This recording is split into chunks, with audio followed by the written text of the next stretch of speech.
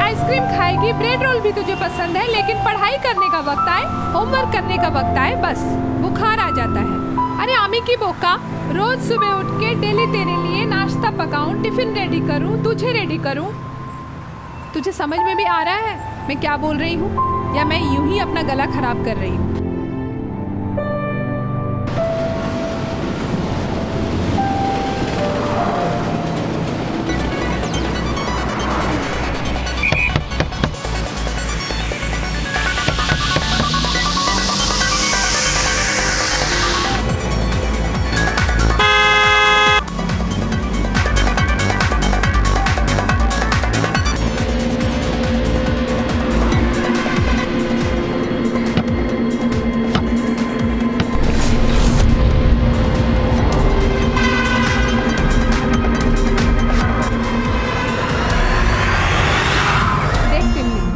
आखिरी बार भी तुझे लास्ट वार्निंग दी थी, आज भी बोल रही हूँ, पढ़ाई तो तुझे करनी पड़ेगी, कोई बहानेबाजी नहीं चलेगी। समझ में आई?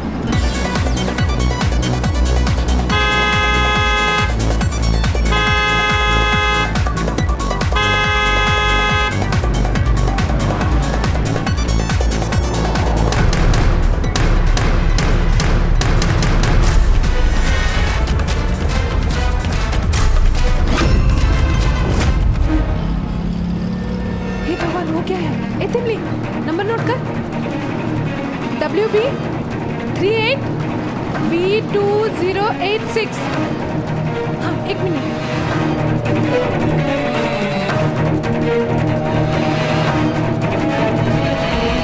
100। ये सिर्फ एक नंबर नहीं है, बल्कि आपके और हमारे हाथों में दिया गया एक ऐसा हथियार है जिसकी सहायता से हम सब मिलकर जुर्म के खिलाफ लड़ते हुए न सिर्फ अपनी सुरक्षा कर सकते हैं बल्कि दूसरों की भी। ये एक अधिकार भी है और एक कर्तव्य भी। कोलकाता की रहने वाली एक साधारण सी महिला पारुल को जब लगा कि कोई मुसीबत में है तो उसने 100 पर फोन करके पुलिस को ये जानकारी दी।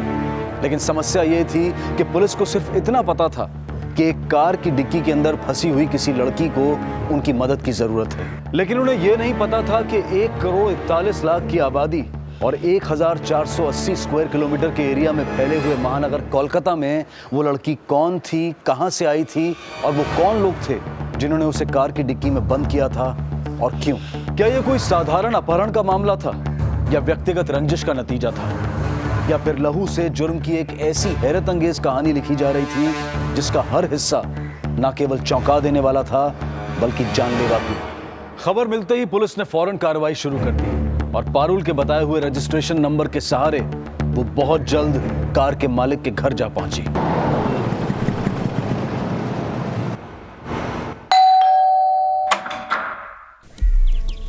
जी सब इंस्पेक्टर उत्पल दास। शांतनु पाल आप ही है क्या? जी। व्हाइट कलर का कार WB 38V0286 आप ही का कार है? कोई बचाओ! जी ये कार मेरे नाम पर है, पर मेरी बेटी सुवर्णा इस्तेमाल करती है। आपकी बेटी अब कहाँ है? सुवर्णा, यदि कैशो।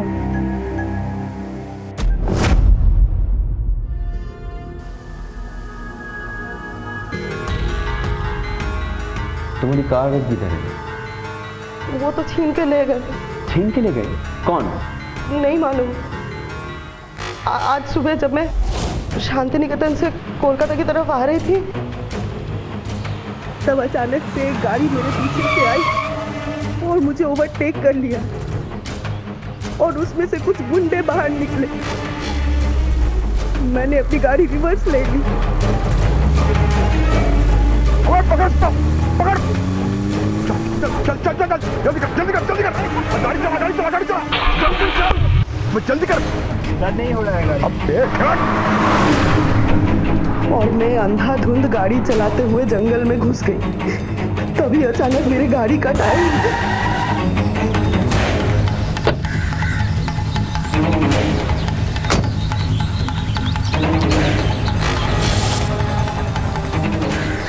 इसको भी अभी पंक्चर होना था।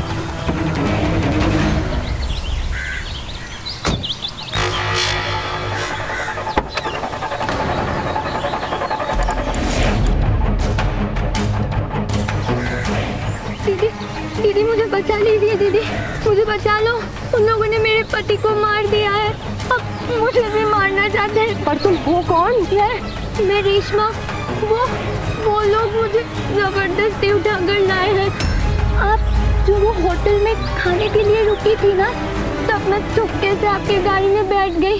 मुझे बचा लो दीदी। इसका मतलब ये लोग तुम्हारी वजह से मेरे पीछे पड़े थे। अच्छा तुम एक काम करो, तुम बाहर आओ। तुम बाहर आओ, मैं पुलिस को फोन करती हूँ। शिट, इसका नेटवर्क भी अभी नहीं लगा है। शिट। अच्छा सुनो, तुम एक काम करो, तुम टायर चेंज करने में मेरी हेल्प करो।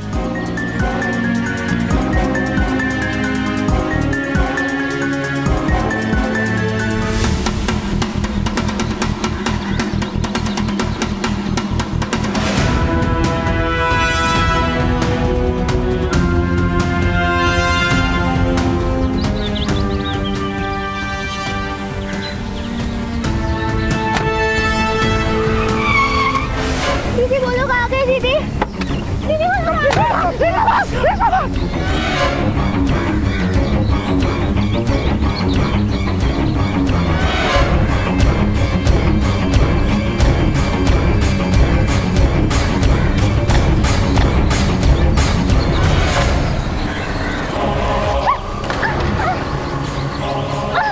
तेरे भेजे में बुद्धि है क्या? है बुद्धि?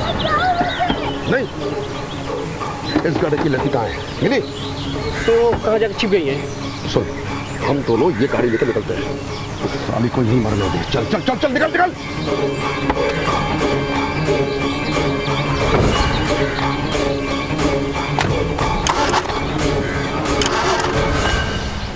स्टार्ट नहीं हो रहा। अरे तुम सब एक के एक नालायक हो। सुन, लगता है ये गाड़ी का बैटरी खराब है। आसपास किसी गैरेज में जाके ये बैटरी चेंज करके जल्दी अपना अड्डे में आ।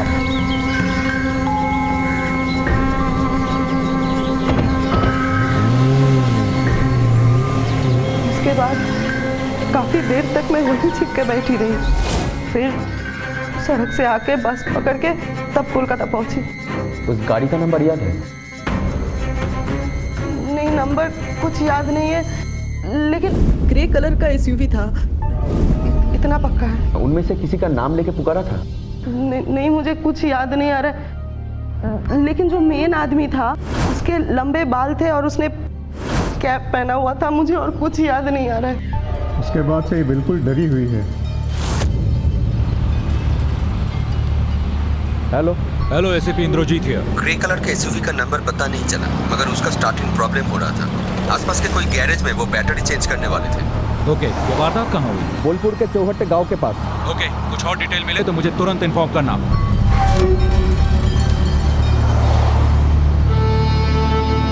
माँ वो अच्छा आदमी है, नाम है उनका वहाँ पे।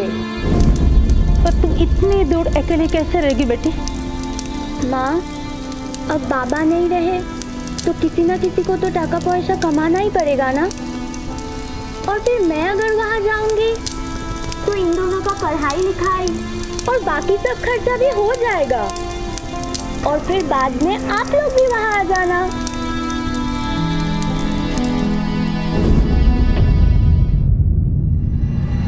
इतनी कम उम्र में रेशमा पैसा कमाने के लिए कहां जाने की बात कर रही थी, और जो लड़की अपने भाई बहन के भविष्य को सजोने के लिए घर से निकली थी, वो उस कार की डिक्की में कैसे पहुंच गई? इन सभी सवालों का कोई जवाब नहीं था।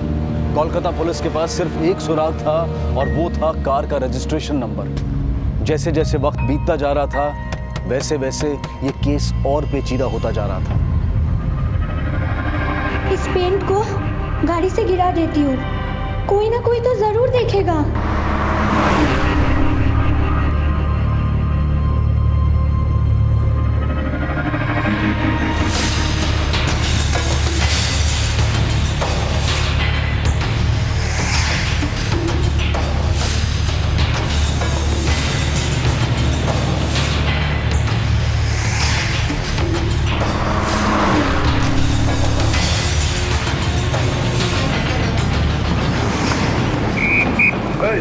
संकट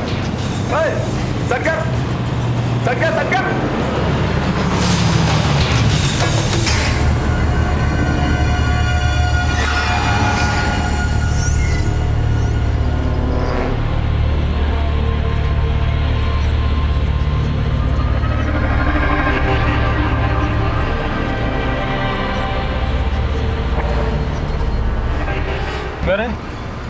डिक्की में क्या है? हाँ? क्या सर? कुछ भी तो नहीं है सर। कुछ भी नहीं। तू इतना सारा कलर पे इतने से गिर रहा है? हाँ? उतर के देख, पूरा रास्ता खराब कर दे तूने। डिक्की खोल।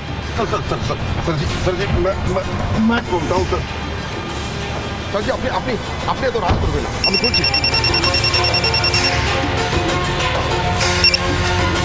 हाँ हेलो। हाँ सर बोलो। हाँ हाँ हाँ हाँ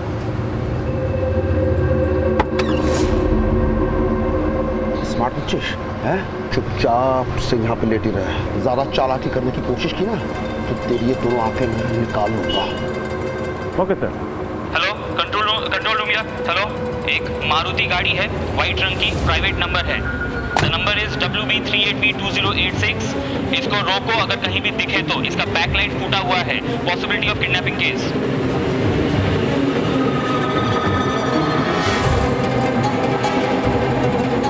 द नंबर इज WB38V2086। चल डिक्की खोल। चल डिक्की खोल। उतर डिक्की खोल। डिक्की खोल। डिक्की खोल।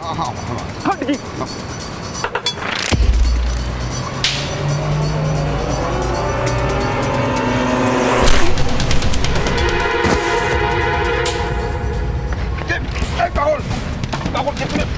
ये तूने क्या किया? पुलिस वाले को मार दिया? अरे ऐसे नहीं मारता तो हम दोनों मारे जाते।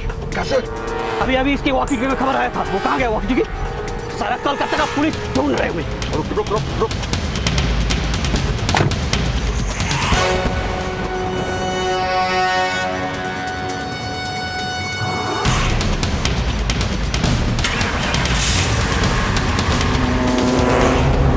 पुलिस का कांस्टेबल शहीद हो गया था। वहीं दूसरी तरफ वेस्ट बंगाल पुलिस ने एक पल की भी देरी ना करते हुए चौहट्टा गांव के आसपास उन गुंडों की एसयूवी की तहकीकात शुरू कर दी थी। उसका नंबर नोट किया? हाँ सर, उसका नंबर है WP20U0955। तो गाड़ी की चाबी शिल्पी को देके निकल जा। हम लोगों को थोड़ा लंबा चक्कर काट के आना पड़ रहा है। हाँ ठीक है। जब जरूरत होगी तो मैं तुझे कॉल कर लूंगा। ठीक है चल।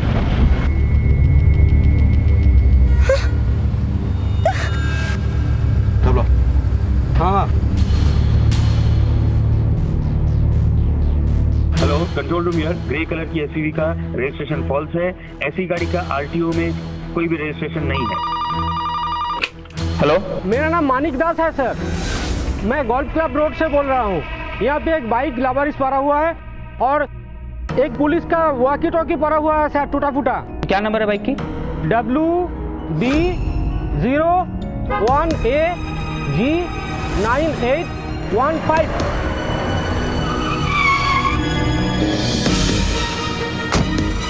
सर मैंने देखा था वो लोग एक सादा कार में था और गाड़ी का पीछे का जो लाइट है ना वो फूटा हुआ था और उसी में से ना ये कलर गिरा था। आई थिंक कांस्टेबल ने इंफॉर्मेशन मिलने के बाद कार को रोका होगा और ये भी हो सकता है कि वो खुद किसी प्रॉब्लम में हो।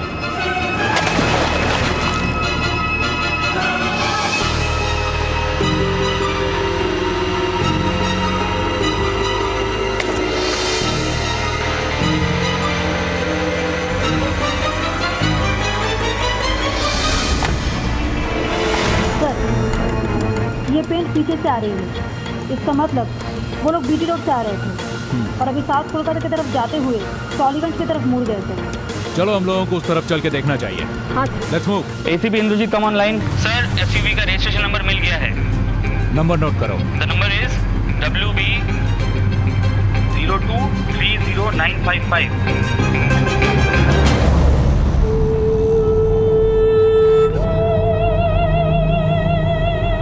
ये बिंदी लगा के तुम कितनी सुंदर लग रही हो, पता है तुम्हें? अब एक किस तो देना ही पड़ेगा।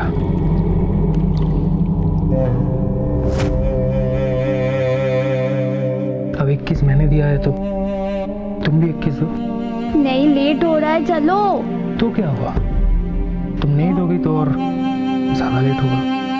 कपड़ा पहनने जाओ। जाओ।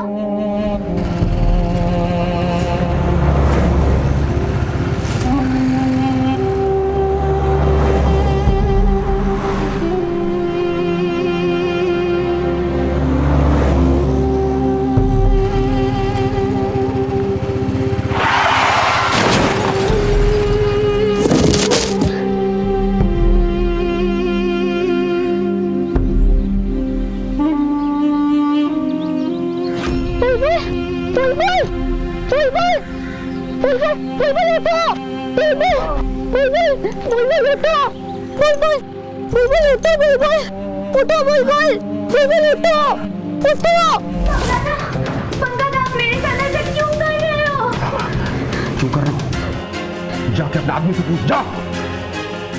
उसने ब्याह किया था ना तुझे? ब्याह किया था ना? दोबारा भागने की कोशिश की ना?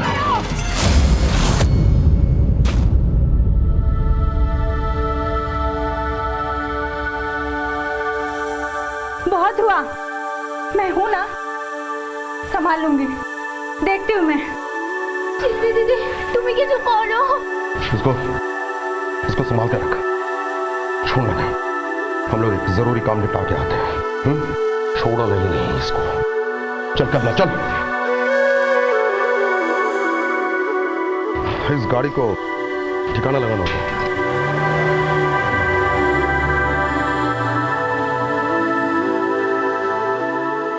बुलबुल कोई नया आदमी तो नहीं था, उसे अच्छी तरह से पता है तुम्हारे साथ ऐसा नहीं करना चाहिए। बहुत गलत किया उसने। लेकिन दीदी, ऐसी गलती की सजा मौत होती है क्या? क्यों मार डाला उनको? है? की बोलती हुई? मार डाला उसको? हाँ, बुलबुल को मार डाला और मुझे जबरदस्ती ले आए और रास्ते में एक पुलिस वाले का भी जान ले लिया।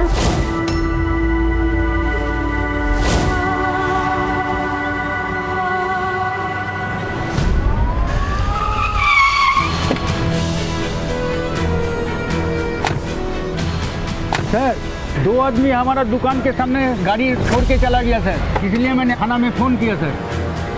सर, पूरा ब्लड ही ब्लड।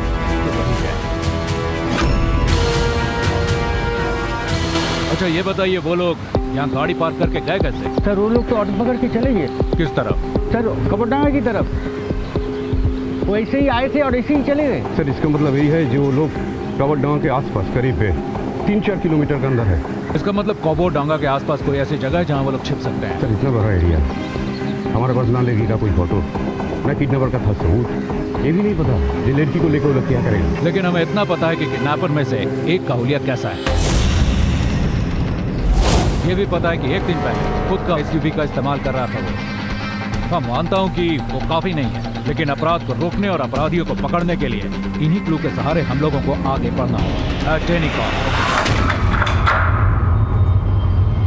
सच्ची बोलो, तुमने क्या बुलबुल दा को मार डाला? हाँ मार दिया, क्योंकि उसने गद्दारी किया था, जोगादा से धोखा किया था उसने। और वो पुलिस वाला, उसको क्यों मार डाला? अगर उसे नहीं मारता तो पुलिस और गवर्नमेंट दोनों मिलकर मुझे फांसी पे लटका देती। अगर उनसे मैं बच भी जाता तो जोगादा मुझे नहीं छोड़ता, मरवा देता। मगर अब मेरा क्या होगा? सोचा है तुमने? तुमने पुलिस वाले को मारा है ना? वो लोग तुम्हें छोड़ेंगे नहीं, कहीं भी जाके छुपोगे तुम्हें ढूंढ निकालेंगे। और इसके बाद क्या मैं इसको जेल में पैदा करूंगी? तो मैं क्या करूं? अब मैं क्या करूं? इसको छोड़ दो यहाँ पर और निकलते हैं यहाँ से। दिल्ली मुंबई कहीं भी चले जाएंगे। पागल हो गई है। उसको बिल्कुल छोड़ दे।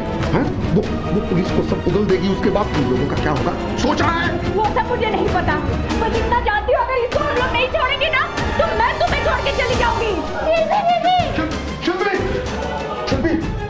शिल्पी, ये मैंने क्या कर दिया? शिल्पी दीदी आप ठीक हो? शिल्पी, कमला, पानी दे, अब देखो, शिल्पी दीदी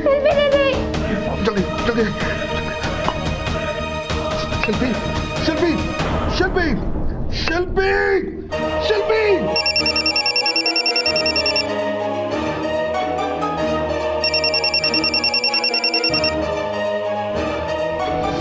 अपनी पत्नी के बेहोश होने के बावजूद भी बंका जिसका फोन उठाने पर मजबूर हो गया था, जिसका नाम मोबाइल पर पढ़ते ही वो बुरी तरह से घबरा गया था, कौन था वो जोगादा?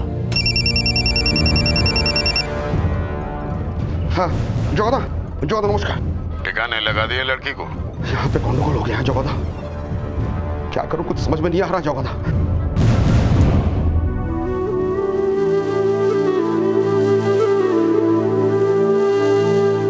मुझे कुछ समझ में नहीं आ रहा जोगादा, मैं क्या करूं मैं? मार डाल उसको।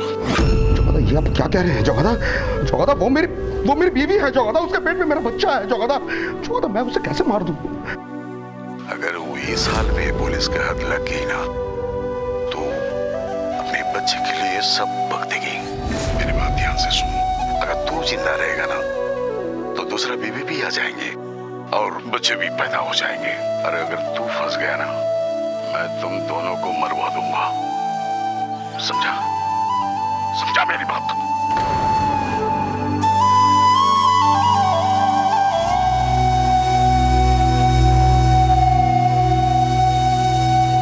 दूसरी तरफ पुलिस उनके ठिकाने तक पहुंचने के लिए हर मुमकिन कोशिश कर रही थी। बिना किसी सुराग के अपराधियों तक पहुंचने के लिए पुलिस ने उस एरिया में पूछताछ शुरू कर दी। उसके पास लंबा सा मतलब बड़ा गाड़ी है और उसके अंदर एक आदमी है जिसका बाल लंबा है, देखा है इसको? और उनके पास एक व्हाइट मारुति भी थी। हाँ साहब, ठाकुरबाड़ी में रहने वाले कुछ लोग एक बड़ा सा गाड़ी में घूमता है। और कुछ पता है इसके बारे में? सर वो लोग अक्सर पान और सिगरेट के लिए यहाँ पर आते हैं, लेकिन ज़्यादा बात नहीं करते।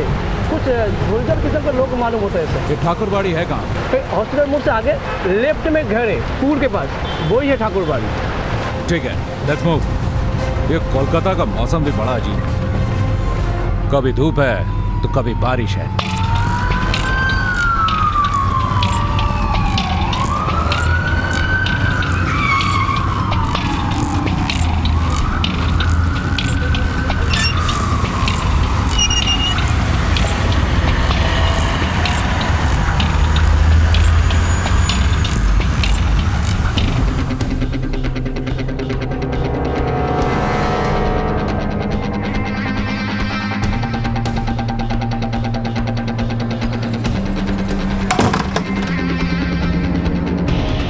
पूरे घर की अच्छे से तलाशी लो। हो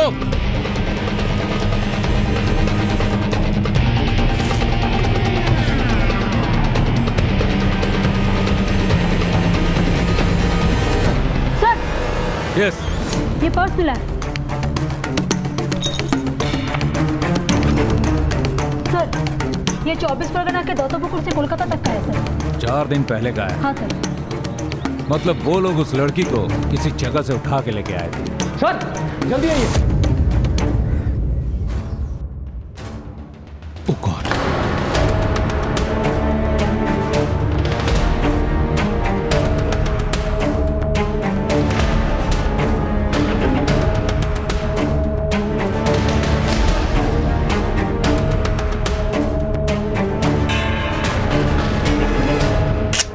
Call the ambulance and the forensic department. Okay sir. एक लड़की उम्र करीब 18-20 साल की, उसको हस्बैंड को मर्डर करके कल उसको किडनैप किया था।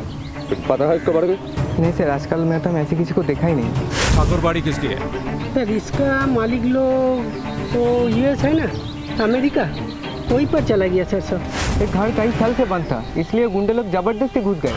एक ग्रे कलर की एसयूवी देखा है आपने यहाँ पे? हाँ, वही गाड़ी में तो वो लोग आता जाता था। और कौन कौन आता था यहाँ पे?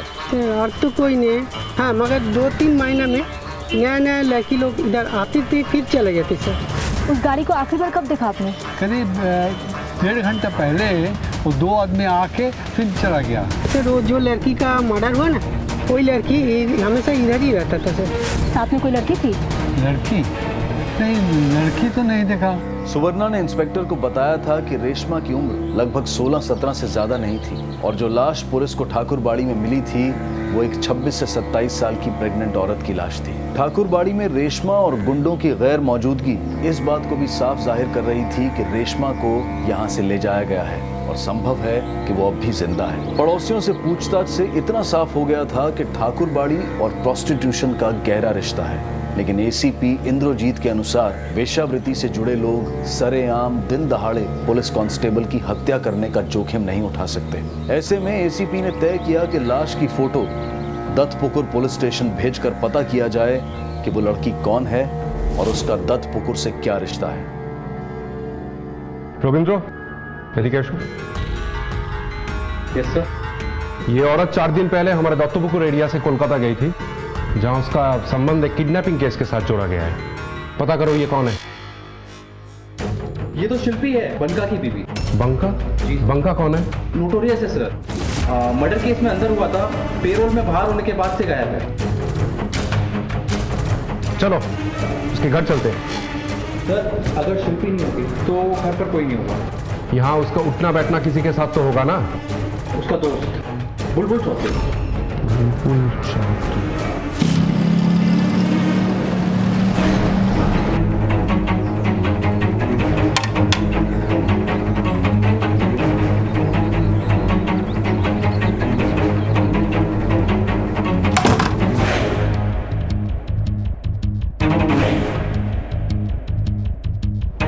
अब तक रेशमा को लग रहा था कि उसके पति की मौत हो चुकी है, लेकिन सच्चाई उसकी सोच से उलट थी। बुलबुल जिंदा था, पर अब सवाल यह उठ रहा था कि इतना सब कुछ हो जाने के बावजूद भी वो खामोश क्यों था। देख बुलबुल, एक भी झूठ बोलेगा ना तो बहुत फंसेगा। बंका, उसके बीवी का और तेरा सारा फोन रिकॉर्ड में चेक करूंगा तो सब सच सामने आ जाएगा। उसके बाद अगर तू एक भी सच बोलता है ना, कोई फायदा नहीं। तब तक तेरा बदन बहुत सूज चुका होगा रे, इसलिए फायदा इसी में है, अभी सच बोल। लेकिन सब आप लोग ये सब मुझसे क्यों पूछ रहे हैं? एक लड़की का कल अपहरण हुआ है, बोल क्या जानता है? बोल। सब मेरी बीवी है सब। ये फोटो किसका है? ये तो मेरी बीवी का फोटो है, अभी मायके गई है वो।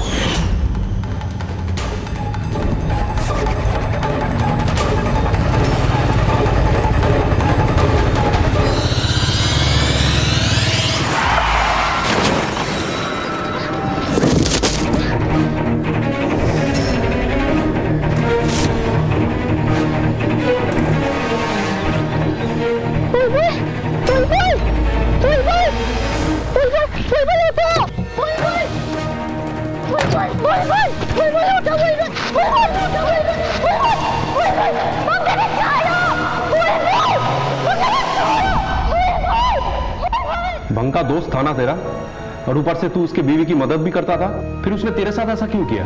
जब से हम दोनों ने वो जोगादा के लिए काम करना शुरू किया ना, तब से दोस्ती खत्म हो गई सर। जोगादा? मतलब वो जो उस एरिया का नेता है? अरे सर, वो तो ऊपर से नेता है सर, अंदर से साला बांग्लादेश में लड़कियों का बंदोबस्त करता है वो। मैं उन लड़की लोग को लेके बिना वीजा और पासपोर्ट के यहाँ पे आता था, इच्छामती नदी पार करके, और वो जो बंका है ना, वो ही बेच देता था लड़की लोग को। लेकिन सब सच में,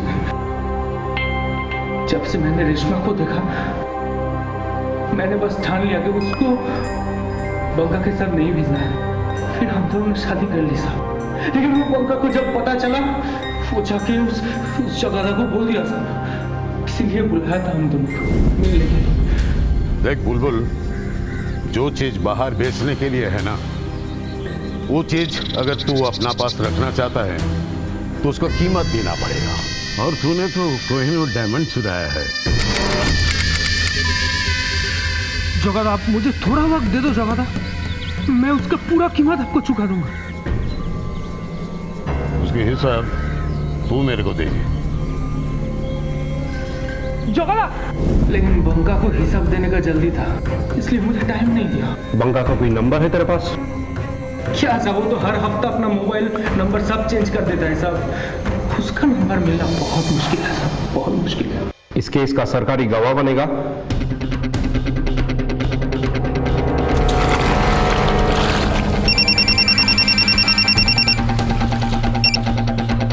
हेलो सर, मैं दत्तपुकुर पुलिस स्टेशन से इंस्पेक्टर सुब्रतो बोल रहा हूँ। इस केस में एक जरूरी इंफॉर्मेशन हाथ लगी है, वो बताना था आपको।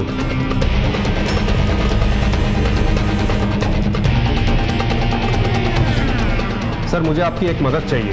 I need a permission. Don't worry, हो जाएगा। Right sir. फिर सर, अब क्या बोल रहे हैं? अब मुझे पता है। सर, ये मैं नहीं बोल रहा हूँ, इसने ब्लेम किया है आपके ऊपर। अरे बकवास, ये सब बकवास है ये सब। अरे कोई एक पागल आदमी मेरे बारे में आपको कुछ बोले, अब मेरे से पूछताछ करने चले आए हो। आपको सीनियर ऑफिसर का नाम बताओ, उसका नाम बताओ, मैं बातचीत कर लूँगा। सर मेरे से बड़े सीनियर ऑफिसर्स की तो लंबी लिस्ट लग जाएगी, किस किस का नंबर दूँ आपको? आप सिर्फ इतना कीजिए, बता दीजिए बंका का कोई नंबर है कि नहीं आपके पास? अरे बाबा उसका नाम तक पता नहीं, मेरे को अब नंबर से पूछ रहे हैं। Thank you very much sir, लगता है आपसे दोबारा मुलाकात करना पड़ेगा।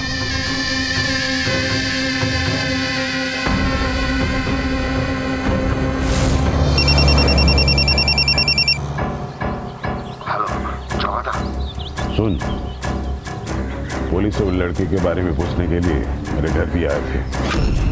मुझको लगता है वो बुलबुल ने सब बक दिया। दादा अब मैं क्या करूं? उस लड़की को मार डाल, वरना आज नहीं तो कल वो सबूत और गवाह दोनों बन जाएगी। दादा उस लड़की के चलते मुझे बहुत नुकसान उठाना पड़ा, कम से कम मैं बेचूंगा तो 1.5 लाख तो कमा ही लूंगा। कमाने के चक्कर में अपना जान मत गवा। वो लड़की को वहीं खत्म करके देश का बॉर्डर क्रॉस कर जा। बॉर्डर क्रॉस करने के बाद मैं तो बस मैं कर देता हूँ। जोगादा सर, मुझे आपकी एक मदद चाहिए। I need a permission। हो जाएगा। अब तुम गए जोगादा। सर उस लड़की का जान खतरे में है, बंका किसी भी समय उसको मार सकता है। बंका का फोन ट्रेस कराओ इमीडिएटली। ऑलरेडी ट्रेस करना शुरू कर दिया है। गाड़ी सॉल्ट लेक के आसपास कहीं न्यू टाउन की तरफ जा रहा है। मैं आपको गाड़ी का नंबर तुरंत ही भेजता हूँ। Over and out.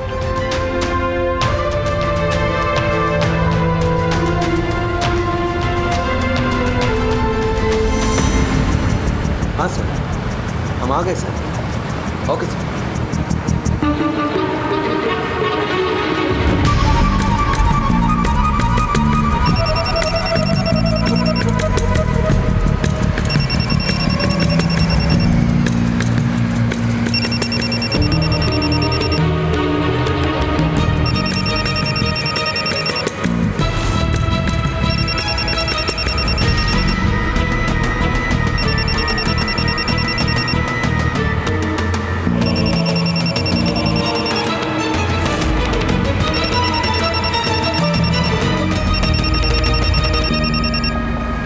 फोन कहाँ से मिला?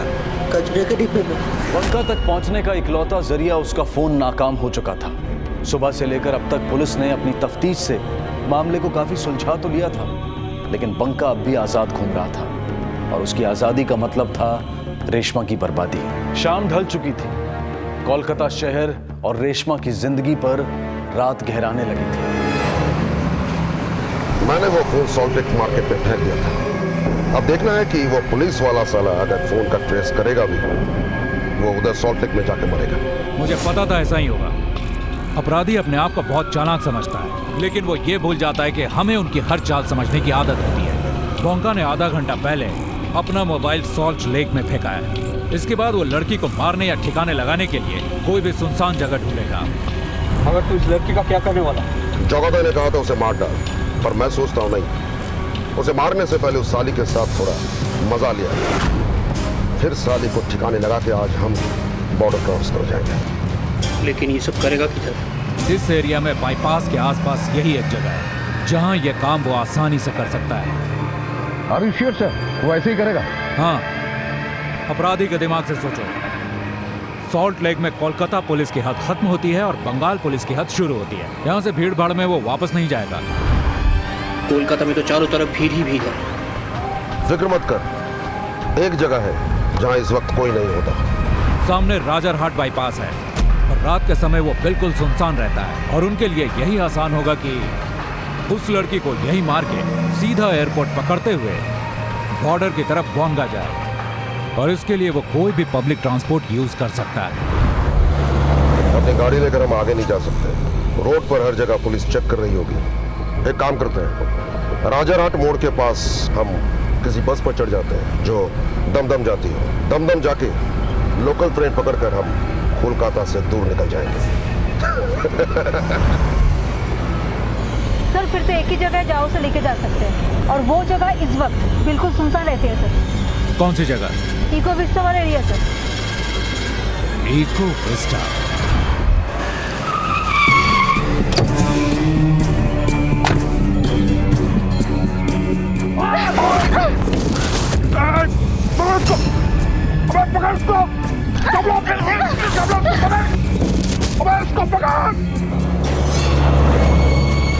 हम लोग इको विस्टा पहुंच रहे हैं, फौरन एक बैकअप टीम भेजो।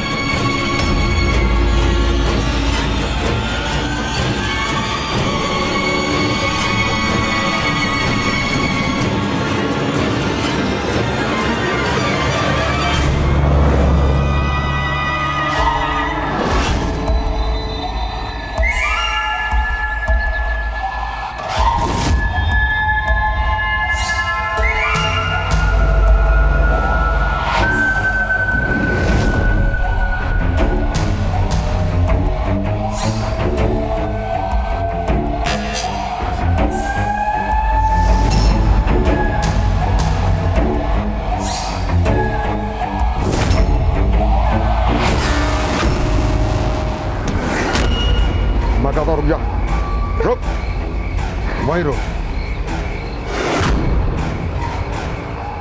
वहीं रुक। हाँ, अपने से कपड़े खोल, वरना मैं अगर खोलूंगा ना तो इस कपड़े के साथ ना तेरी चमड़ी भी खोल दूंगा। नहीं, नहीं खोलेगी? नहीं। तो ठीक है, फिर मैं ही खोलता हूँ।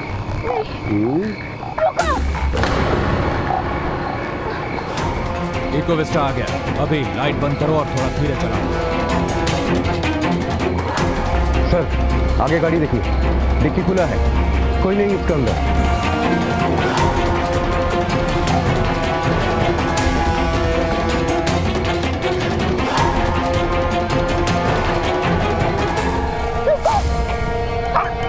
ये क्या कर रही है तू?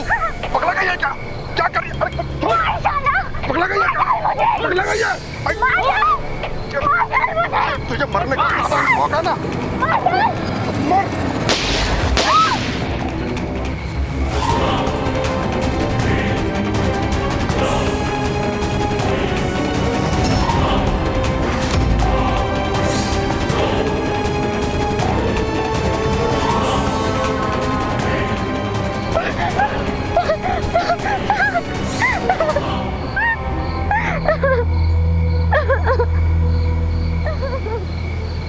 कोलकाता और पश्चिम बंगाल पुलिस ने अपनी काबिले तारीफ कार्रवाई से न सिर्फ रेशमा की जान बचाई, बल्कि पुलिस के स्टैंडर्ड्स को भी एक नए मकाम तक पहुंचाया। गौर करने वाली बात यह है कि यह संभव कैसे हुआ।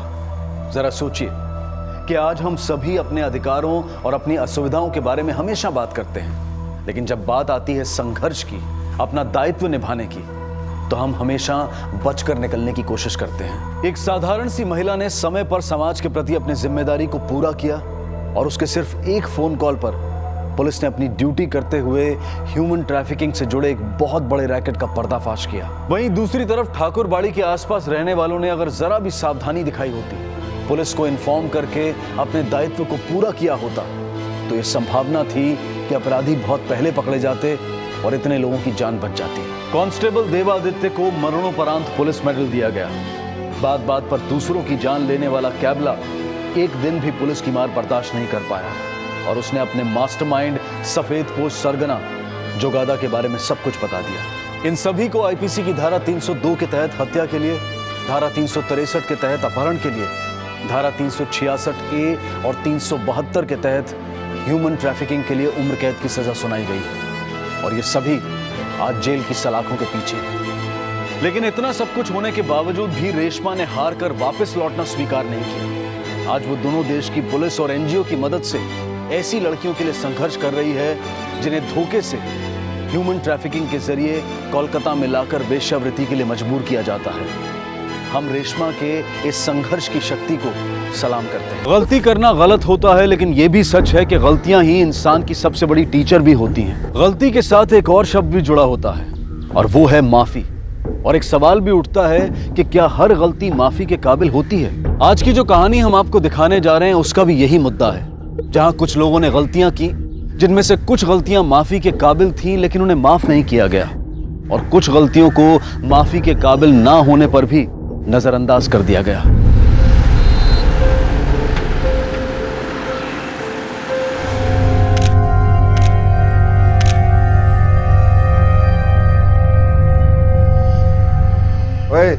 हाथ थोड़ा पीछे रख, बेटी है मेरी, पीछे रख हाथ थोड़ा। चल जल्दी कर। सर जी परेशान मत होइए, आपको जो फोटो अच्छी लगी उनमें से आप रख सकते हैं। चलो जल्दी। ओए ओए गड्डी कितने गई मेरी? और लगता है ले गए। हाँ सब तेरी वजह से हुआ है। अगर देर नहीं करती ना तो मेरे को गाड़ी यहाँ सड़क पे पार्क नहीं करनी पड़ती। तुमको पता है कितना डैमेज करेंगे मेरी कार के साथ? सारा का सारा घर मेरी बर्बादी करने पे तुला हुआ है। और मुंह क्या देख रहे हो? जाओ रिक्शा लेके जाओ, मैं गाड़ी छोड़ा के लेकर आता हूँ। जाओ।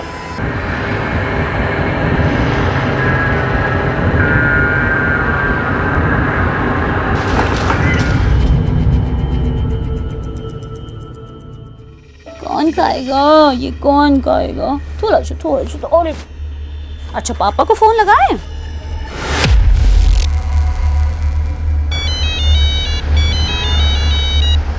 हेलो। हाँ कहाँ हो तुम? हाँ बाबा आ रहा हूँ बस 10 मिनट में। और हाँ सुनो, खाना मत खाना। अरे मैं लेकर आ रहा हूँ। अच्छा ठीक है, जल्दी आ जाओ। बस रोक दो। ये लो, थैंक यू। पापा आ रहे हैं। थोड़ा चुका लो गुड़िया। अले।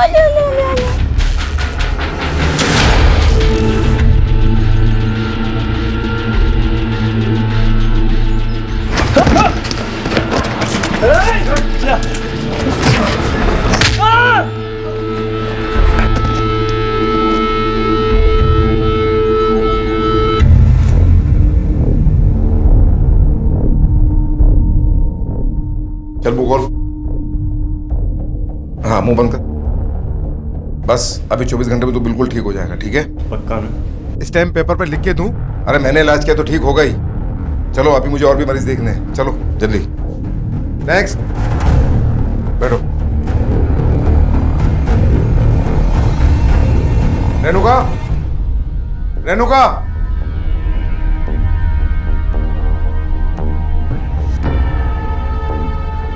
कुछ नहीं होगा, कोई दिक्कत की बात नहीं, ठीक है? क्या कर रही है तू यहाँ? समझे?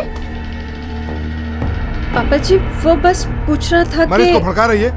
नहीं पापा जी। चुप कर। और तू यहाँ इलाज करवाना है, टाइम पास करना है? तेरे बता रहा दवा खत्म हो गई है, चल जा अंदर लेके आ दवा।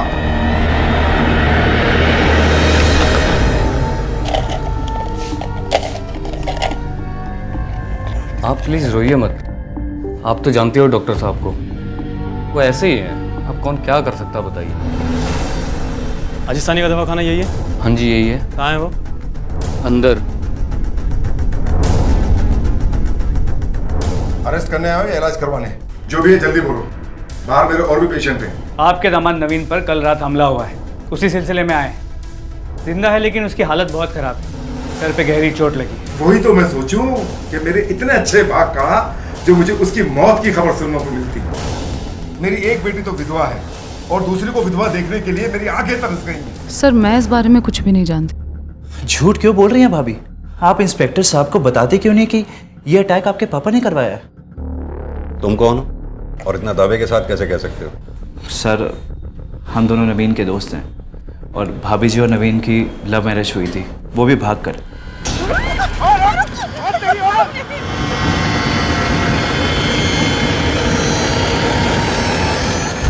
तुम लोग भी ना सही में किडनैपिंग कर रहे हो क्या? अब हटाओ ये सब, डर लग रहा है तुम लोगों को देख के।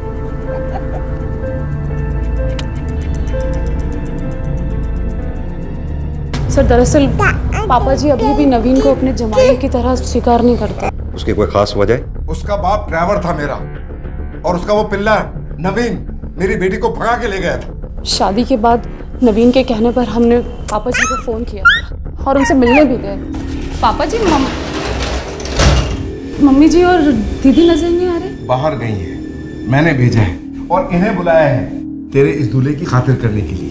देख क्या रहे हो? शुरू जाओ, तोड़ दो उसकी हड्डी।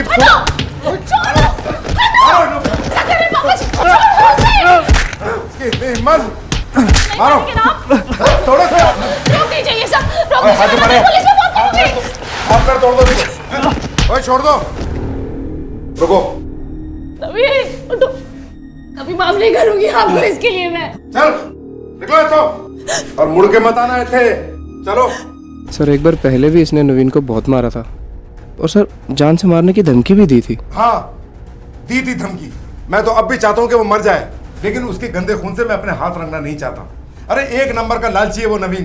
पैसे पे नजर थी उसकी मेरी और मेरे क्लिनिक पे, और मेरी बेटी उसी का साथ दे रही है। सर नवीन एक बहुत ही खुददार आदमी है। उन्हें पापा जी के पैसों में बिल्कुल इंटरेस्ट नहीं है। अगर इंटरेस्ट होता तो आज पापा जी यहाँ हॉस्पिटल में पड़े होते, नवीन नहीं। देखो मैं भी बहुत बिजी हूँ। वैसे भी कोई सबूत है तुम्हारे पास? नहीं ना? तो जाओ ढूंढो सबूत, जब मिल जाए तब आना। Next patient. निहायत ही बददिमाग, बदतमीज और पागल किस्म का आदमी है ये डॉक्टर। मुझे लगता है नवीन पे अटैक इसी ने करवाया होगा सर। लेकिन एक बात है, उसने पहला हमला शादी के 2 महीने बाद कराया। उसे इतनी ही नफरत थी तो दूसरा हमला इतने टाइम बाद क्यों कराएगा? फिलहाल तो नवीन पे जहाँ अटैक हुआ था मैं वहाँ जा रहा हूँ। सुनसान एरिया है, देखता हूँ पूछताछ करके किसी ने अटैकर्स को देखा हो तो। ठीक है, बताना मुझे। ठीक है सर, चलो गाड़ी सीधी ले लो। ठीक है, फाइल भिजवा दीजिए। राजेश, वो नवीन वाले केस का क्या हुआ, कुछ पता चला? सब तक कुछ पता नहीं चला, लेकिन डॉक्टर का फोन आया, नवीन को होश आ गया। मैं अस्पताल जा रहा हूँ उसका स्टेटमेंट लेने के लिए। उम्मीद है कुछ पता चल जाएगा। हमें बताइए कि उस दिन क्या और कैसे हुआ। सर उस दिन मैं रिक्शा से उतरकर घर जा रहा था, किसी ने मेरे सर पे, फिर मैंने उसे पकड़ लिया। वो छुड़ाने की कोशिश कर रहा था। अचानक से एक और आदमी आ गया। उसके बाद मेरी आंखों के सामने अंधेरा छा गया। उन दोनों में से किसी का चेहरा देखा है आपने? नहीं सर, उन्होंने मुंह पर रुमाल बांध रखे थे। आपकी बीवी और आपके दोस्तों ने बयान दिया है कि ये हमला शायद आपके ससुर ने कराया है। आपको भी ऐसे ही लगता है? नहीं अश्मिता, हम बिना किसी सबूत पे उन पर ऐसा इल्जाम नहीं लगा सकते। पर नवीन हो सकता है उन्होंने। अश्मिता प्लीज। सर मुझे जो पता था मैंने आपको सब बता दिया, इसके आगे मुझे कुछ नहीं पता।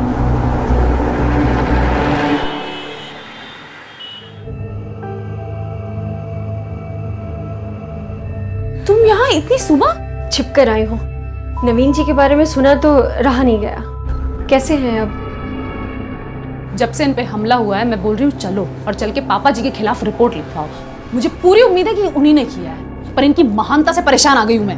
बात महानता की नहीं है अश्मिता, मैं तुम लोगों की ये बिना वजह की लड़ाई खत्म कराना चाहता हूँ। और तुम अब गुस्सा छोड़ो, नहीं तो मैं ठीक नहीं होऊंगा। अरे क्या हुआ? हाँ सर दर्द हो रहा है। मैं डॉक्टर को बुलाऊं? नहीं, तुम्हारी दी टेंशन से। बहुत नाटक करती हो तुम।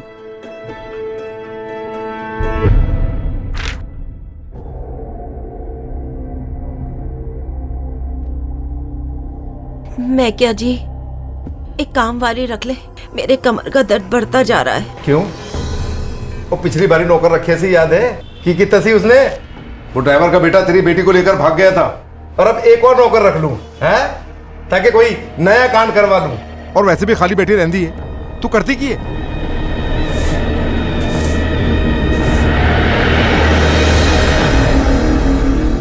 कहाँ गई थी? बोल। पापा जी मैं मंदिर से। अच्छा, मंदिर गई थी? तो ला दे, ला प्रसाद दे मैनू। मंदिर गई थी ना, दे प्रसाद। की छुपा रही है? दिखा दिखा मैनू। मेरे मना करने के बावजूद तू उस भगोड़ी और उस ड्राइवर के बेटे से मिलने गई? कभी कभी तो मैनू लगता है कि ये दोनों मेरी सगी औलाद है भी कि नहीं। ये क्या कह रही जी आप? सही कह रहा हूँ। एक तो मुझे जेल भेजने पे तुली हुई है, और दूसरी उसकी जाके पीठ ठोक रही है, मेरे घर से खाना लेकर उन्हें खिला रही है। खबरदार, खबरदार, आज के बाद अगर तू उन दोनों से मिली तो, वरना तेरा गला खुद दबा दूंगा मैं, समझी? चल जाए तो।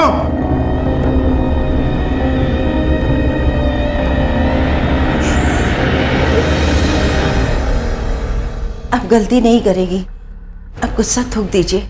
ये हमदर्दी का नाटक मेरे साथ मत कर। तू भी ऐसी है। ये दोनों लड़कियां तेरी ही पैदाइश हैं। चल जा, अभी मेरा नहाने का पानी भर।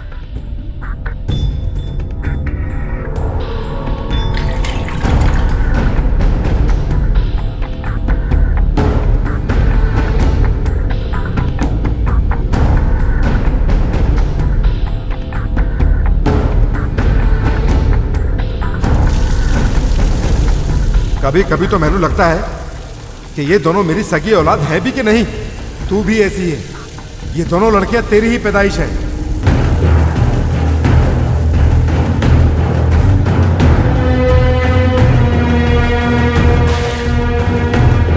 पानी तैयार है, आ जाओ।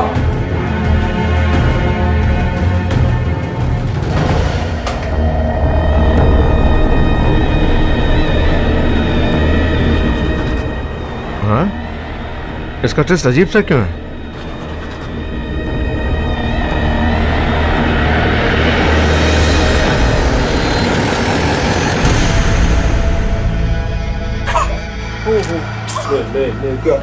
दीदी का मैसेज आया था, लिखा था परेशान है बहुत। अब मैं फोन लगा रही हूँ, मैसेज कर रही हूँ, पर कोई रिप्लाई नहीं दे रही। जरूर पापा जी ने कुछ किया होगा। मुझे तो समझ में नहीं आता झेलती क्यों इस आदमी को, घर से क्यों नहीं निकल जाती। तो लेकिन जाएगी कहाँ वो? अरे पढ़ी लिखी है, अनपढ़ गंवार नहीं है, अपनी जिंदगी खुद जिए, फिर मुझे फोन कर करके परेशान करती हैं। और आज तो मम्मी जी भी मेरा फोन नहीं उठा रही है, दीदी भी नहीं उठा रही है। सुनिए जी, रेणुका कहीं भी नहीं दिख रही। पूरे घर में देख लिया, उसके कमरे में भी देख लिया। कहीं भाग तो नहीं गई अपनी बहन की तरह? कैसी बात कर रहे हैं जी, उसका सारा सामान कमरे में पड़ा है। अगर भागती तो सामान लेके नहीं जाती। सर जी, क्या बात है? रेणुका क्लिनिक पे तो नहीं आई? नहीं जी, मुझे तो सुबह से नहीं दिखी। तो फिर कहाँ जा सकती है? गई होगी अपनी बहन और जीजा के पास। आने दे आज उसे, उसकी टांगे तोड़ के रख दूंगा। मम्मी जी आप परेशान मत होइए। हाँ कुछ पता चले तो मुझे बताइएगा। हाँ ठीक, नमस्ते। सुन रहे हो? अब क्या हुआ? दीदी का कहीं पता नहीं चल रहा है। मम्मी जी को भी कुछ नहीं पता है और कंपाउंडर को भी कुछ नहीं पता है। मुझे लगता है पुलिस में कंप्लेंट करनी चाहिए हमको, मुझे डर लग रहा है बहुत। नहीं जी सर, मेरा कोई हाथ नहीं है उसे गायब करने में। और झूठ बोल रही है। तो आप ही बता दीजिए सच क्या है, कहाँ है आपकी बेटी? और मैंने की पता, विधवा थी, चली गई अपने किसी यार के नाम, फिर से घर बसाने के लिए। आप कह रहे थे आपकी बहन अक्सर परेशान रहा करती थी, कोई खास वजह? हाँ जी सर, ये है वजह। सर मेरी बहन ने भी मेरी तरह लव मैरिज की थी, पर उसकी किस्मत खराब थी तो शादी के 1 साल बाद ही एक्सीडेंट में उसके पति की डेथ हो गई। इस वजह से वो वापस घर आ गई, और जब वो घर वापस लौट के आई है ना सर, इन्होंने उससे भी उतनी नफरत की जितनी मुझसे करते।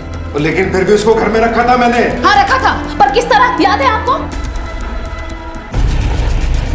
तेरे भागने का जितना दुख था मुझे, आज उतनी खुशी हो रही है तेरी उजड़ी हुई मांग देखकर। आना पड़ा ना, वापस आना पड़ा ना इस घर में। अब सुन, अगर तुझे इस घर में रहना है तो मेरे नियम से रहना होगा, वरना डूब मर किसी कुएं में, कूद जा, मैंने कोई फर्क नहीं पहनता।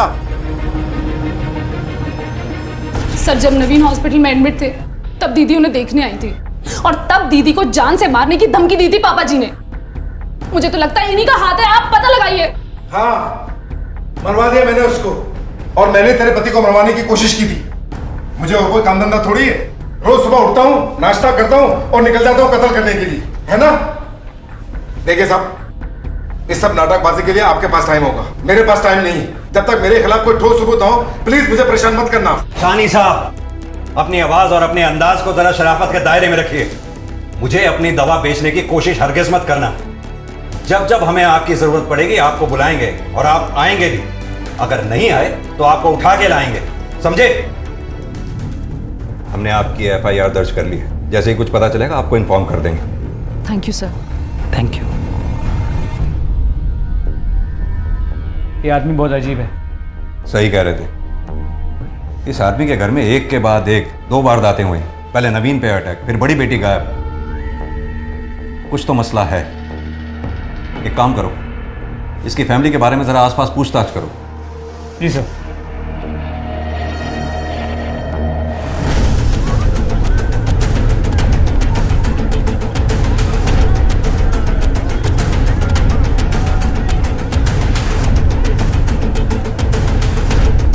परेशान तो बहुत रहा करते थे।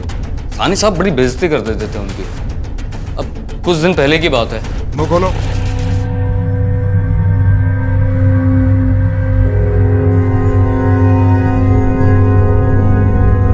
अब कौन से राजकुमार के सपनों में खोई है मरजानी?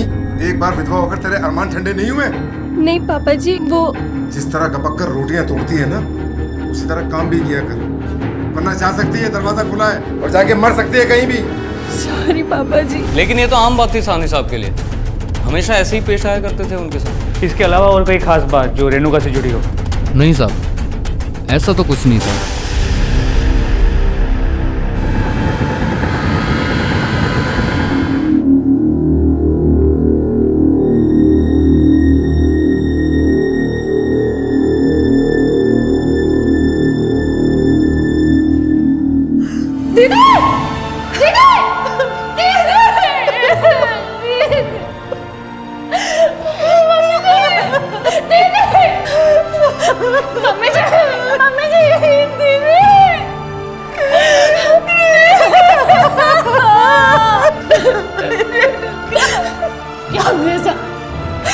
अब आपकी कलेजे को टटक मिल गई।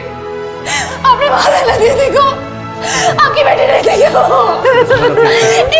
किया है। नवीन पर जानलेवा हमला होने के बाद पहले रेणुका का अचानक गायब हो जाना और अब उसकी लाश मिलना, साफ था कि साहनी परिवार के साथ सब कुछ ठीक नहीं था। क्या ये इस परिवार के किसी दुश्मन का काम था? और अगर हां, तो कौन था वो? कोई गैर या फिर कोई अपना? नवीन की पत्नी अश्मिता खुलेआम घर के मुखिया और अपने पिता अजीत साहनी को इन घटनाओं का जिम्मेदार बता रही थी। लेकिन क्या इसकी वजह अपने पिता से उसकी नाराजगी थी, या फिर वाकई में अजीत साहनी ही अपने परिवार के सदस्यों के साथ हुए इन हादसों का जिम्मेदार था? ये रिकॉर्ड रूम में जमा करा दो। सर, रेणुका की पोस्टमार्टम रिपोर्ट, बॉडी में सेडेटिव के ट्रेसेस मिले हैं। हादसे से पहले उसने दवा ली थी। लेकिन हमारे पास तो कोई ऐसी इंफॉर्मेशन नहीं है कि वो सेडेटिव्स लेती थी। सर, इतना तो हम जानते हैं कि वो अपने पिता से परेशान थी। फ्रस्ट्रेशन में उसने जान देने के बारे में सोची हो। हिम्मत ना जुटा पाई तो दवा लेके गाड़ी के सामने कूद गई। उसके पास से कोई सुसाइड नोट मिला? सर, ये रेणुका का फोन है जो हमें इसके रूम से मिला है। सर, इस फोन से एक नंबर पे काफी कॉल्स किए गए हैं। किसका नंबर है? सर, इसका नंबर है ये। बुलाओ उसे। Okay sir. जी हाँ सर, मैं रेणुका से बातें किया करता था और हम लोग कई बार बाहर भी मिले थे। वो अकेली थी और पापा जी के रवैये के चलते काफ़ी परेशान रहा करती थी। उन्हें संभालने के लिए मैं... तुम्हारी वाइफ को मालूम है तुम्हारी ये सो कॉल्ड संभालने वाली मुलाकातों के बारे में?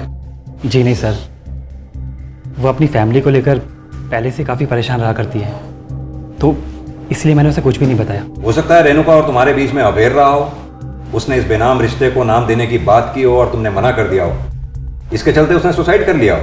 सर, ऐसा कुछ भी नहीं था। हमारे बीच में ऐसा कोई भी रिश्ता नहीं था। मैं अपनी बच्ची की कसम खाकर कहता हूँ, आप मेरा यकीन कीजिए। अगर मुझे तुम्हारी कहानी पर यकीन करने की कोई वजह दिखाई दी तो ठीक, वरना मैं तुम्हें फिर बुलाऊंगा। अभी तुम जा सकते हो। जी सर।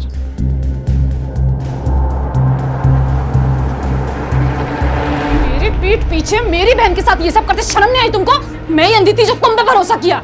तुम पागल हो क्या? पुलिस का ठीक है, पर तुम कैसे हो सकती मेरे बारे में ऐसा? सफाई देने की कोई जरूरत नहीं। मैं अपनी बच्ची को लेकर जा रही हूँ, ऐसा नहीं रहना तुम्हारे साथ मुझे। मेरी बात सुनो प्लीज। मैं अपनी बच्ची कसम खाकर कहता हूँ, ऐसा कुछ भी नहीं। मैं सिर्फ तुम्हें प्यार करता हूँ और किसी को भी नहीं। बस मेरा यकीन करो प्लीज।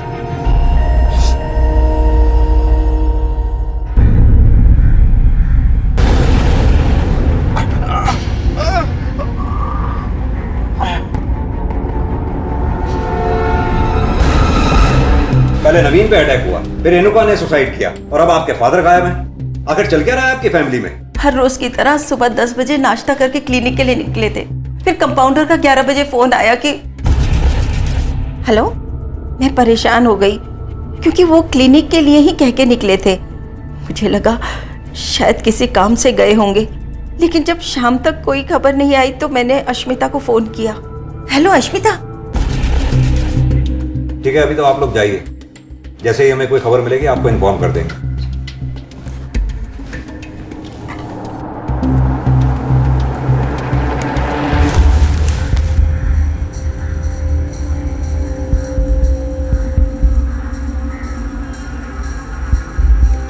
सर। अच्छा, अभी रखता हूँ। हाँ बोलो। सर, कंट्रोल रूम से मालूम चला है कि रामलीला मैदान में एक लाश मिली है। चलो।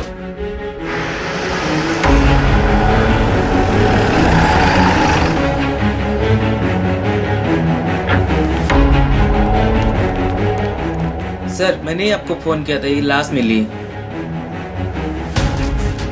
ये तो अजीत साहनी है। एक काम करो, आसपास देखो जरा, कुछ मिलता है क्या? हर्ष, एम्बुलेंस को कॉल करो, बॉडी को पोस्टमार्टम के लिए भेजना। आप लोगों में से किसी ने देखा इसे कोई डाल के गया हो या कुछ? सर उनकी गाड़ी गार्डन में खड़ी है। हर्ष, आओ जरा।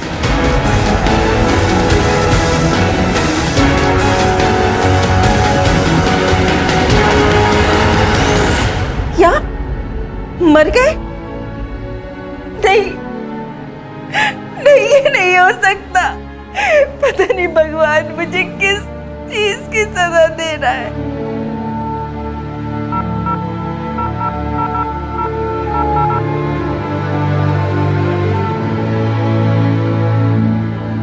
हेलो मिसेस शर्मा, आपके यहाँ वो काम वाली बाई आती है ना, उसे जरा प्लीज भेज दो। हाँ, नहीं, अपने लिए आज से ही रखूंगी। हाँ। छोड़ दो प्लीज, छोड़ दो मुझे, प्लीज छोड़ दो मुझे।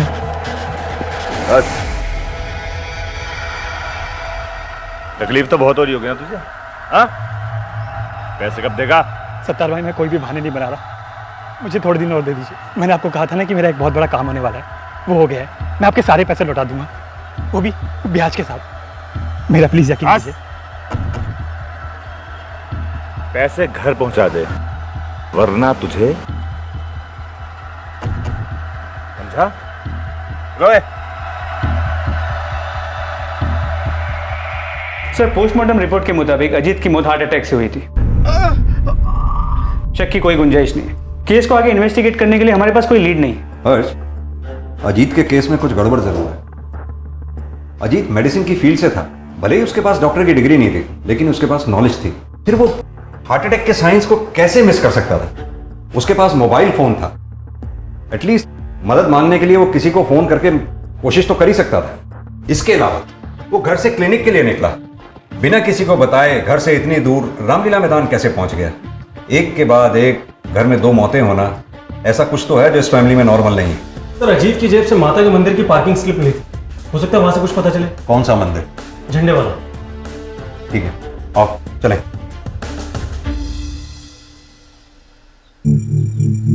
पंडित जी, इसे पहचानते हैं आप?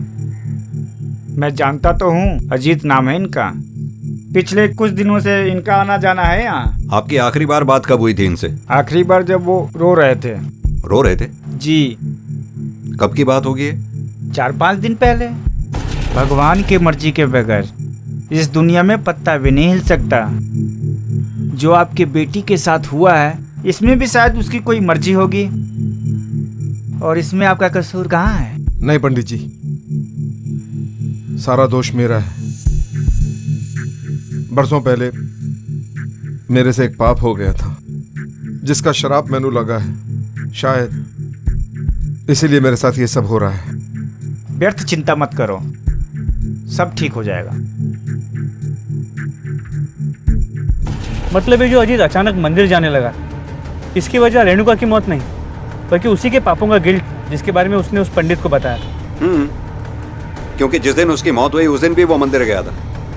क्या टाइम बताया था पुजारी जी ने? सर 10:30। 10:30। मंदिर से मैदान की दूरी है 45 मिनट, और अजीत की मौत का समय है 11 बजे। इसका मतलब उसकी मौत ना तो मंदिर में हुई है ना मैदान में। उसको जब हार्ट अटैक पड़ा तो वो रास्ते में था। अब सवाल ये है कि हार्ट अटैक में वो गाड़ी चलाकर मैदान तक पहुंचा कैसे? जरूर उसके साथ कोई था जो गाड़ी चलाकर मैदान तक गया, उसकी लाश वहां फेंकी और वहां से चला गया। सर, यानी ये वो शख्स है जिसे कभी अजीत ने नुकसान पहुंचाया था? बिल्कुल हो सकता है। अब सवाल ये उठता है कि वो शख्स है कौन? अजीत ने मंदिर के पुजारी से कहा था कि उससे एक पाप हुआ है और उसी की वजह से उसके परिवार के साथ ये सब हो रहा है। ऐसा क्या किया था अजीत ने और किसके साथ? अगर ये पाप वाली थ्योरी सही थी तो कौन था वो शख्स? कोई गैर था या उसका कोई अपना?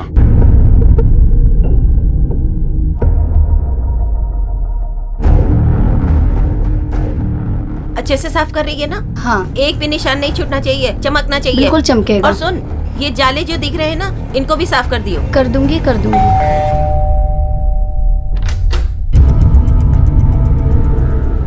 तुम लोग? जी हाँ, इतना सब होने के बाद आपको अकेला छोड़ना हमें ठीक नहीं लगा, इसलिए चले आए। पापा जी ने तो हमें कभी हमारा हक दिया नहीं मम्मी जी, पर अब वो नहीं है तो चल।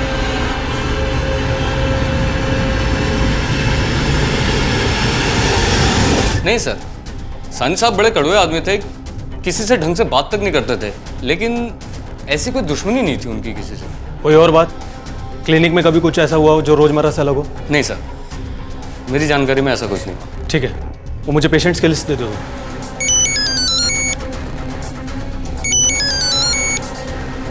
हाँ सर। सर कुछ खास इन्फॉर्मेशन तो नहीं मिली है, लेकिन मैंने पेशेंट्स की लिस्ट ले ली है, शायद कुछ पता चले। Okay sir.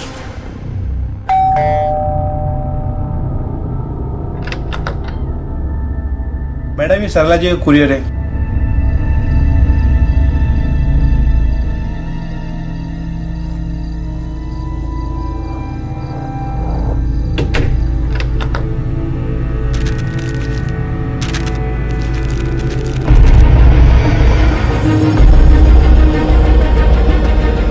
मम्मी जी, कोर्ट से आए ये पेपर्स। अगले महीने सुनवाई है और आपने हमें बताया तक नहीं। पापा की पूरी प्रॉपर्टी पे आप अकेले दावा करेंगी? तेरी हिम्मत कैसे हुई मेरी चिट्ठी पढ़ने की? अच्छा हुआ जो पढ़ लिया, कम से कम पता तो चला कि क्या चल रहा है। मुझे और नवीन को कोर्ट में घसीटेंगी आप? तो जिंदगी भर तेरे बाप की ज्यादतियों को सहती रही मैं। तेरा क्या, तो शादी करके चली गई। आज जब मुझे मौका मिला है अपनी जिंदगी जीने का, तो आज आ गए हिस्सा मांगने के लिए। मैं ऐसा होने नहीं दूंगी। तुझे जायदाद में से एक फूटी कौड़ी भी नहीं मिलेगी। झेला तो मैंने भी है मम्मी जी, और आपसे कहीं ज्यादा झेला है। अच्छा, क्या झेला है तूने? हाँ, क्या भुगता है तूने, बता। छोड़िए, आप नहीं समझेंगे, पर एक बात समझ लीजिएगा, अपना हक मैं लेकर रहूंगी। अश्मिता,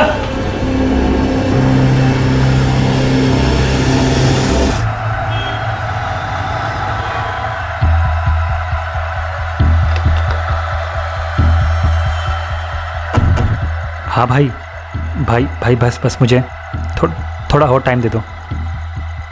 मैं पक्का आपके पैसे करवा दूंगा जी।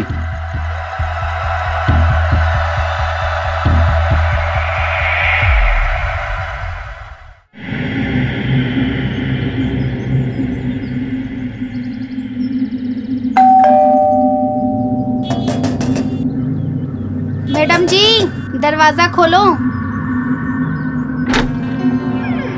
दरवाजा खुला है।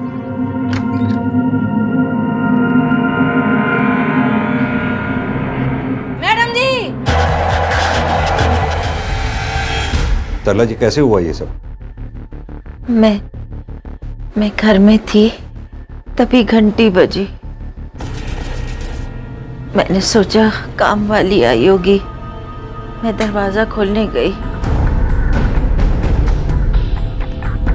तभी एक आदमी अंदर धक्का देके घुस आया।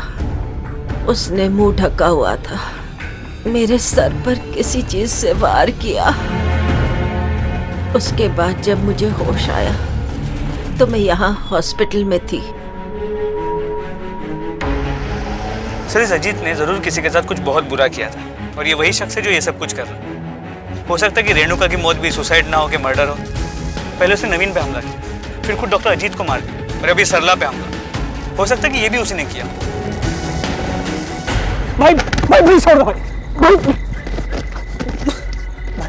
प्लीज भाई प्लीज छोड़ दो भाई नहीं प्लीज। पैसे देगा या नहीं देगा? भाई मुझे बस कल तक का टाइम दे दो। मैं कल आपके सारे पैसे चुका दूंगा। कल रोज नए बहाने। कल दूंगा, परसों दूंगा। सत्तार भाई का पैसा है, हजम नहीं होगा, आराम से, समझ गया? कर देगा पैसे? भाई कल तक चुका दूंगा पूरा बस। कल मतलब कल, आखिरी बार बोल रहा हूं, समझ गया?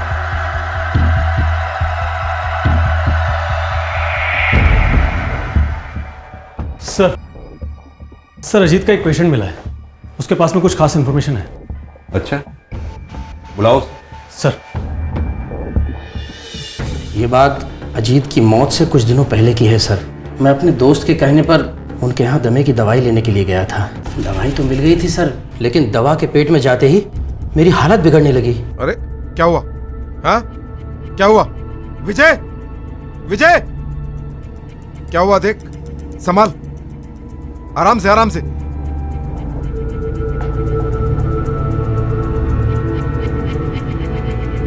कुछ मिलाया था इसमें क्या? मैंने कुछ नहीं मिलाया। संभाल इसे, संभाल। अरे इसे कुछ हो गया तो हम लोग मुसीबत में पड़ जाएंगे, समझा?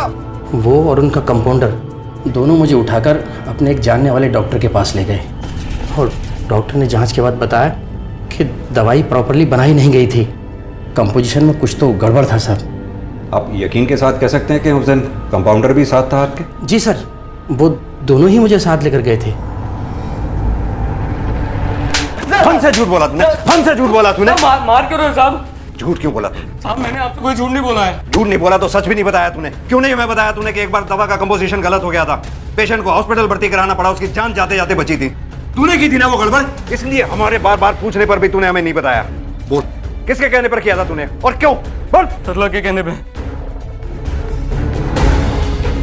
सरला के कहने पे? सरला और मेरे बीच में संबंध थे। सानी साहब के साथ वो नरक जैसी जिंदगी बिता रही थी, इसलिए हम करीब आ गए। उसने मुझे दवा के कंपोजिशन में गड़बड़ करने को कहा, इससे सारा इल्जाम सानी साहब के ऊपर आ जाता और उन्हें जेल हो जाती और उनका सारा पैसा हमें मिल जाता।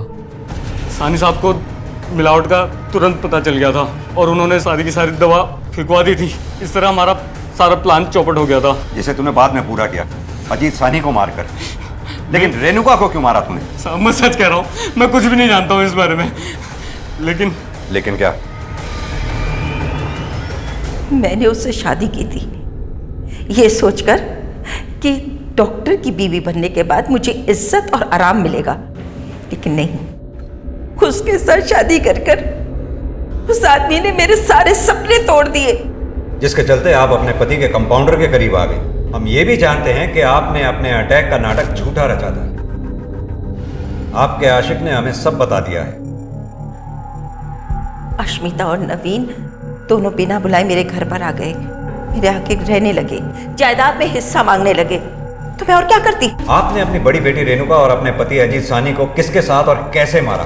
रेणुका ने तो खुदकुशी की थी ना, और इनकी मौत तो दिल के दौरे की वजह से हुई थी ना। पहले हमें भी यही लगा था, पर हमें अब यकीन हो गया है कि उन दोनों का मर्डर किया गया है।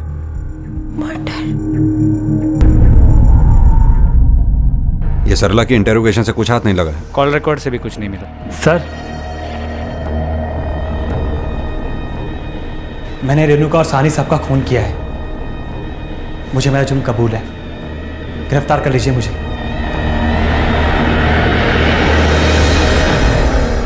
ये बताओ, ये कन्फेशन सडनली क्यों?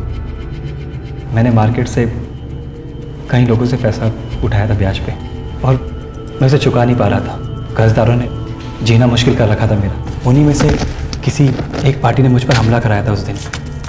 ये बात मैंने आपसे और मेरी पूरी फैमिली से छुपाई, क्योंकि मैं नहीं चाहता था कि अश्मिता के पापा को एक और मौका मिले इसे टोकने का। साहनी साहब के पास बहुत पैसे थे, अगर उन्हें कुछ हो जाता तो अश्मिता को जायदाद में हिस्सा मिलता और उससे मेरी सारी प्रॉब्लम खत्म हो जाती। मैंने उन्हें जबरदस्ती गाड़ी में बिठाया, लेकिन उन्हें रास्ते में ही हार्ट अटैक आ गया। लेकिन तुमने रेणुका को क्यों मारा? सर वो बहुत सीरियस हो गई थी मेरे और अपने रिश्ते को लेकर, और मेरे पीछे पड़ गई थी कि मैं अश्मिता को छोड़कर उससे शादी कर लूँ। मुझे ब्लैकमेल कर रही थी कि अगर मैंने उसकी बात नहीं मानी तो वो अश्मिता को सब कुछ बता देगी। तो मैंने उसे मैसेज करके मिलने बुला लिया जेठाला के पास। नवीन, अश्मिता कहाँ है? रेणुका, वो अश्मिता। अच्छा, जिस दवाई से तुमने रेणुका को बेहोश किया था उसका क्या नाम था? सर वो दवाई, उसका मुझे नाम याद नहीं है। अच्छा ये बताओ, तुमने अजीत को कहाँ मारा था और कितने बजे? पार्क की तरफ, लगभग एक बजे। ले जाओ। चल। हर्ष, ये नवीन झूठ बोल रहा है। इसने ये कत्ल नहीं किया, क्योंकि इसे ये भी नहीं पता कि रेणुका को बेहोश करने के लिए क्या यूज किया गया था। और रही बात अजीत के कत्ल की, तो उसकी मौत ना तो मंदिर में हुई थी ना पार्क में। उसकी मौत का टाइम भी 11 बजे के आसपास का था। तो फिर ये सब किया किसने? मैं जानता हूँ किसने किया। मैंने ही मारा है अजीत साहनी और रेणुका को, पर आपको ये कभी पता नहीं चलता अगर नवीन ये सब नहीं करता।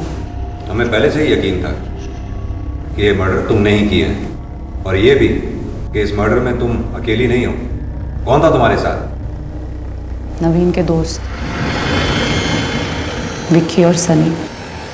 लेकिन अपने ही पिता और बहन का मर्डर क्यों किया तुमने? पैसों के लिए? पैसे? दुनिया के सारे पैसे भी मिला लो ना सर, तो वो घाव नहीं भर पाएंगे जो मेरे पापा जी और मेरी बहन ने मुझे दिया। कैसा घाव? क्या किया था उन्होंने तुम्हारे साथ? तब मैं सिर्फ 11 साल की थी। मुझे डांस का बहुत शौक था। पापा जी मना करते थे, लेकिन फिर भी मैं रोक नहीं पाती थी खुद को।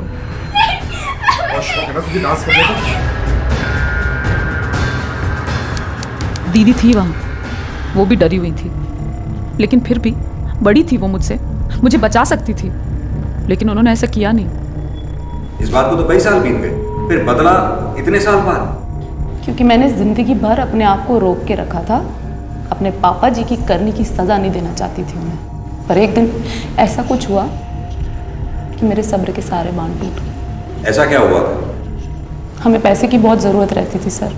नवीन के पास कोई पक्का काम नहीं था, टेम्परेरी जॉब थी। उसी बीच हमारी बेटी भी हो गई। नवीन के ऊपर बहुत कर्जा बढ़ गया, लेनदारों ने हमारा जीना मुश्किल कर दिया। इन हालातों में अपने पापा जी के आगे हाथ फैलाने पड़े। बहुत ज़्यादा ज़रूरत है, मेरी छोटी सी बच्ची है। पापा जी, मम्मी जी, आपको भी मेरी हालत देख के तरस नहीं आ रहा? कुछ तो बोलिए। दीदी, तुझे तो बड़ी अकड़ थी ना अपने पति पर और अपने लिए हुए फैसले पर। उनकी होया आना पड़ा ना मेरे पास भीख मांगने के लिए। 2 वक्त की रोटी भी नहीं खिला पाया तेरा वो नवीन। उस दिन मेरे सब्र के सारे बांध टूट गए। पापा जी से तो मैं बचपन से ही नफरत करती थी। उस दिन मम्मी जी और दीदी से भी नफरत हो गई। दूसरी बार धोखा दिया था उन्होंने मुझे, इसलिए मैंने भी फैसला कर लिया कि अब मैं सबको मार डालूंगी, किसी को नहीं छोड़ूंगी। और मैंने मार दिया। बड़ी शांति मिली उन्हें अपनी आंखों के सामने तड़प तड़प कर मरता हुआ देखने में। अगर ऐसा था तो तुमने अपनी माँ को क्यों नहीं मारा? वो भी तो रेणुका की तरह खामोश थी। सही मौका देखकर अगली बारी उन्हीं की थी, उन्हें भी मार डालती हूँ। लेकिन नवीन ने, अजीत ने अपनी ही मासूम बच्ची की इज्जत को तार तार करके गलती नहीं की, बल्कि गुनाह किया। और इस गुनाह को ना तो माफ किया जाना चाहिए था और ना ही नजरअंदाज। लेकिन सच्चाई जानते हुए भी ना तो सरला ने अपनी बेटी को इंसाफ दिलाने की कोई कोशिश की और ना ही अश्मिता की बड़ी बहन रेणुका ने इसके खिलाफ कोई आवाज उठाई। और उनके इसी रवैये ने अश्मिता की मासूमियत को छीनकर उसके अंदर एक लावा भर दिया जो जीवन भर उसके अंदर उबलता रहा और आखिर में उसे और उसके पूरे परिवार को ले डूबा। अब मैं अनूप सोनी आपसे विदा लेता हूं। फिर मुलाकात होगी अगले एपिसोड में एक और चौंका देने वाले केस के साथ। तब तक अपना और अपने परिवार का ख्याल रखें और देखते रहें क्राइम पेट्रोल डायल 100। सबक एक को, सीख हम सबको। जय हिंद। क्राइम पेट्रोल्स के और भी दिलचस्प कहानी देखने के लिए हमारे चैनल को सब्सक्राइब करें और बेल आइकॉन दबाना न भूलें।